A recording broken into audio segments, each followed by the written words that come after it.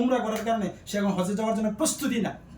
এমনও দেখেছি উমরাতে যাওয়ার জন্য সে 1 লাখ টাকা খরচ হবে উমরাতে যাওয়ার জন্য, সে 2 লাখ টাকার ইন্তজাম করে দাওয়াত খাওয়াই মানুষকে উমরাতে যায়, হজের জন্য তৈরি না।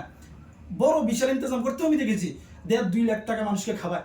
3-4 লাখ টাকা হলে 4 লাখ টাকা হলে সে উমরায় হজে যেতে পারে, 4-4.5, কিন্তু সে অলরেডি 4 লাখ টাকা খরচ করে উমরায় যায়, 1 লাখ টাকা উমরায়, বাকি আত্মীয় স্বজনকে খাওয়াই শেষ। এইগুলো হলো আমাদের মন মানি, আমাদের ইসলাম মন মানি দ্বারা চলে না। আল্লাহর কাছে প্রত্যেকে জবাবদারি করতে হবে, এজেন্সিগুলো জবাবদারি করতে হবে যারা এগুলা করেন। আমি জাতির উলামাদেরকে বলবো, আপনি আপনার মহল্লার মানুষদেরকে সতর্ক করেন, আপনি আপনার যে মহল্লা মানুষের হজ ফরজ তাদেরকে বলেন আপনি হজে যাবেন উমরাতে না। আপনার এই বছর হজ ফরজ, আপনি হজ করা ওয়াজিব, আপনি হজ করেন। যদি বলেন যে আমি উমরাতে যাবো না, আপনার উমরা করা জায়েজ হবে না, আপনার উমরা করা ঠিক হবে না, জায়েজ হবে না, উমরা করা ঠিক হবে না, আপনি পুরো হজ ফরজ হজ করেন। আপনি ইমাম সাহেব এগুলো লক্ষ্য করা, যদি দেখেন এজেন্সির লোকেরা এগুলো করে তাদেরকে আপনার ধমক দেন, সামাজিক ব্যক্তিদের মাধ্যমে তাদেরকে আপনারা রুকেন। এগুলো যদি রুকা না হয় ইসলামের নামে একসময় ভণ্ডামি চলবে দেশের মধ্যে, আর এগুলো চলছে।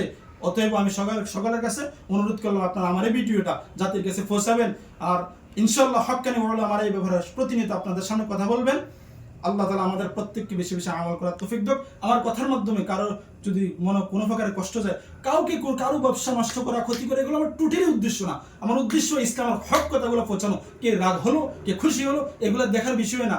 বাই টু ইফেন্সিভ লাগানো 7 পাস হুজুর হাদিসের কিতাব কোনো দিকে দেখছে না, সে ফতোয়া দেয়, হ্যাঁ তার ফরাসহি না, সে ফতোয়া দেয়, সে বলে উমরা করা এই সেই এইগুলা সে ফতোয়া দেয়।